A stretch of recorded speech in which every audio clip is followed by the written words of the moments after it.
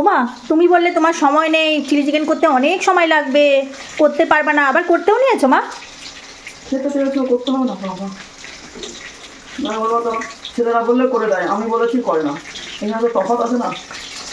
তফাৎ না বলো, যতই তোমার ওপরে ওপরে মনটা কঠোর হোক, ভেতরে তুমি নরম, ঠিক আছে? আমি বলবো আর করে দেবো না, তা কী করে হয় বলো? সত্যি বললাম না মিথ্যা বললাম? সবই যখন বোঝে আবার জিজ্ঞাসা করো কী করতে। তাও একটু ভালো লাগে তোমার মুখের ওই একটু রাগটা আর একটু কথা শুনতে, তাই বলি, বারবার জিজ্ঞাসা করি। বাবা চিলি চিকেন আর ফ্রাইড রাইস হচ্ছে, ফ্রাইড রাইস তো এখনো হয়নি, চিলি চিকেনের জোগাড় করে দিয়েছি, চিলি চিকেন হচ্ছে আর ফ্রাইড রাইস করবে এরপরে।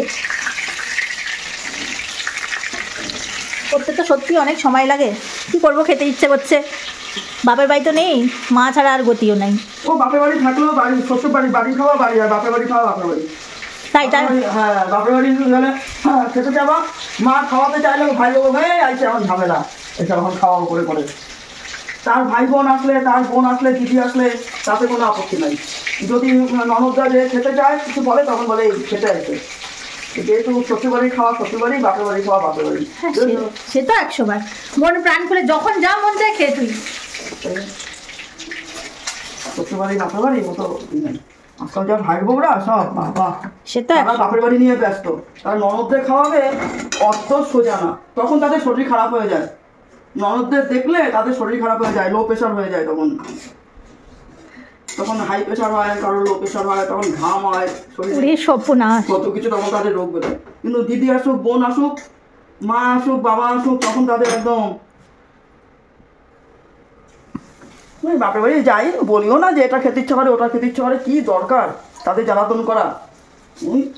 যেটা খেতে ইচ্ছে করে সেটা বাড়িতে বলি, ছেলেরা আনে, করি, খাই, ব্যাস।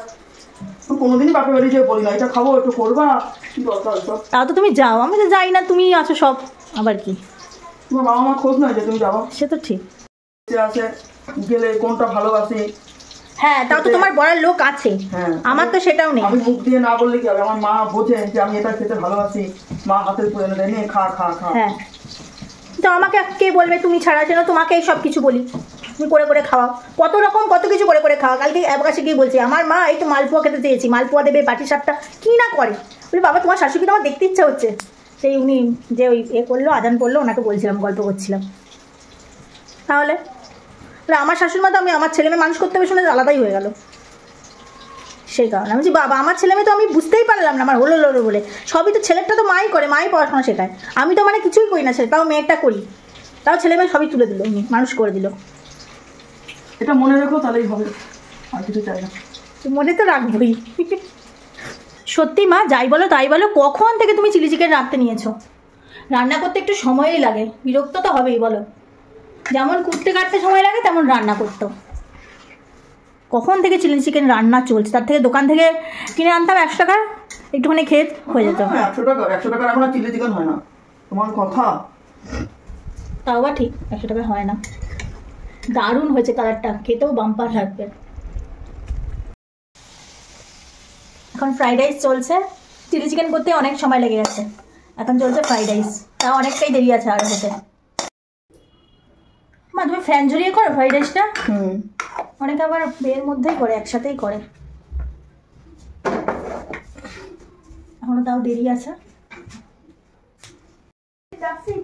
ঘি দেওয়া চলছে, এখন শাহি গরম মশলা দেওয়া চলছে, এখন ভাপে বসানো হয়েছে, তারপরেই কমপ্লিট। ফ্রাইড রাইসের সঙ্গে চিলিসের সঙ্গে আবার বেগুনি ভাজা, যেহেতু মা নিরামিষ খায়, মা কী দিয়ে খাবে, মাকে বললাম ডাল করতে, মা তো করবে না, সেই জন্য এখন চলছে বেগুনি ভাজা।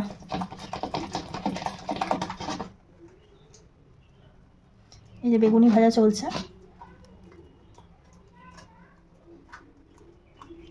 পুরো দোকানের মতো।